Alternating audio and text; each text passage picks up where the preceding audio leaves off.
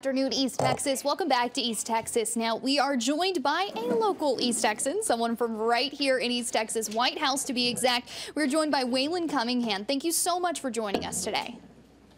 Of course. Thanks for having me. Now, you're here to discuss your recent award of all awards, might I add. You won a Pulitzer Prize. Can you go ahead and just start off? Tell us what that honor is like. Well, I mean, it's really incredible, to be honest. And I want to clarify one thing, too. I was on a team with 8 other people for a 6-part series. So I just want to make that clear. But to tell you what it's like, I mean, it's incredible. I'm very honored to be a part of that kind of team. And, it's very early on in my career, so I'm hoping it won't be the last. Now, you won this award for your 6-part series, as you said, along with your team of other people for documenting the Elon Musk business complex that there is. Can you walk me through what it was like uncovering this story as it continued to develop? Of course. And I was part of the first of this series, which looked at consumer abuses in Tesla. And so it was actually very difficult to get to this story because Tesla is, like all of Elon Musk's businesses, very tight-lipped. They have all their employees sign NDAs that are extremely thick. They're like one former employee described them as being thick as a phone book. So what we did for that initial story was that we reached out to over 300 former Tesla employees. We had a hit rate of about 5% of people who are willing to talk to us. And so that was not an easy task. And we also had to be very careful to keep the identity of these folks secret, even in our own notes. And, journalist to journalist, it's quite hard to get people to come forward as sources, especially when you're talking about something so complex and so tightly kept of a secret. Was it kind of daunting of a task as you continued to uncover your storyline? It absolutely was. But one tip leads to another and another. And, the first few phone calls you make, you're clueless, and you really have to rely on the generosity and goodwill of folks to clue you in. But over time, it gets easier. I mean, the initial way we got onto this story, which, by the way, just for the people watching out there, this story is about how Tesla cars that have cameras on them, those cameras are used for the self-driving software, but they're also recording images that are fed back to the main headquarters and that are used to train the self-driving software. And our story showed how workers who are sifting through this tremendous amount of recordings from consumer vehicles were also sharing them with each other in inappropriate ways. So, if there was someone getting naked in a garage or an intimate moment or someone singing badly or a car crash, it was sort of like hey, come over to my cubicle and look at this kind of moment. But they were sharing them in chat rooms with hundreds of other workers where they were being riffed on and memed on and that sort of thing. The way that we initially got onto that story was we were chasing a different tip, a tip that turned out to be wrong. But in the process, someone said, well, that's not quite right, but you should be aware that this is happening. And that's how we found out. And then we only built on that from there. A lot of folks were willing to talk to us about this because they recognized the inappropriateness of it and the severity of it.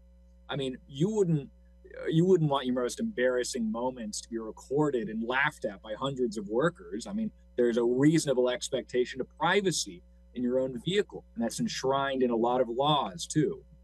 Now, is this something that in your head is going to take on legal action or potentially, hopefully, change the culture around the company? So for my specific story, there was already a letter written by 2 U.S. senators to Elon Musk in response to it, in addition to a class action lawsuit that was launched days after the fact. Now, the other stories in this series looked at other Musk companies. So, for instance, at SpaceX, there was a spate of worker injuries that had not previously been reported. And at Neuralink, there were previously unreported regulatory battles where the FDA had found that there had been some monkeys who had died from the chip being put in their brain. And so a lot of these have, in fact, inspired action from lawmakers and has really increased scrutiny from regulators on these companies. Now, the name of this piece is called the Musk Industrial Complex. Where can people watch it, and what do you hope people take from this piece? They can find it on Reuters' website. So if you just Google the Musk Industrial Complex, you'll find the whole series. And there are about 6 of them at the top. The one that I worked on is at the bottom. It's the first one.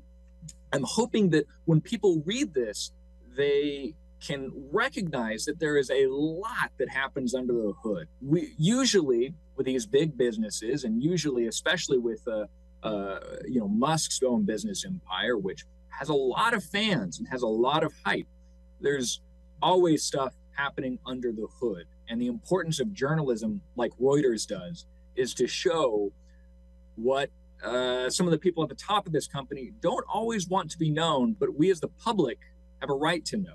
And we as taxpayers, which Musk's business empire also gets a lot of taxpayer money, also have a right to know. Now, my final question is the backlash. Have you received any backlash from either the Elon Musk fandom or from him himself? Yes, we have. Elon Musk has gone on Twitter. He has, what the young people would call rage tweeting about Reuters. So we've had some memes made about us that have been posted by Musk, and he has called us the worst of the worst. Or no, after we won an earlier award for this series, he said that Reuters should win Liar of the Year. He, by the way, did not respond to any requests for comment, nor have they disputed any of the actual facts involved in the reporting. So what do you take from that? Let's lay it out. There's no response to comment. He doesn't want to be a part of this story. He will not discuss or dispute any of the facts that you claim to have uncovered, yet he's very angry, very publicly about these facts, alleged facts being uncovered. What do you take from that? What does that mean for your reporting?